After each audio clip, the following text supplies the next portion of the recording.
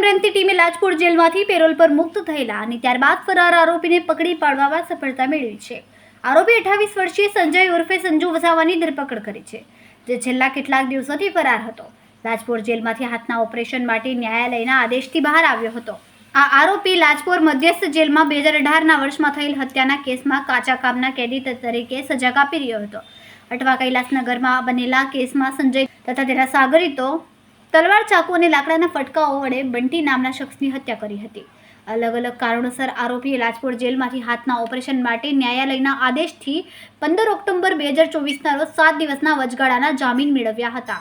સમયસીમા પૂરી થયા પછી તેણે મુદતમાં વધારો કરાવ્યો, પરંતુ 19 નવેમ્બર 2024ના રોજ જેલમાં હાજર થવાના બદલે ફરાર થઈ ગયો હતો. ચોક્કસ બાતમીના આધારે ક્રાઇમ બ્રાન્ચની ટીમે સલાબતપુરા વિસ્તારના ચલમવાડ વિસ્તારમાંથી સંજય વસાવાને પકડી પાડ્યો. પોલીસે કાયદેસરની પ્રક્રિયા પૂર્ણ કરીને આરોપીને લાજપોર મધ્યસ્થ જેલમાં સોંપી દીધો છે.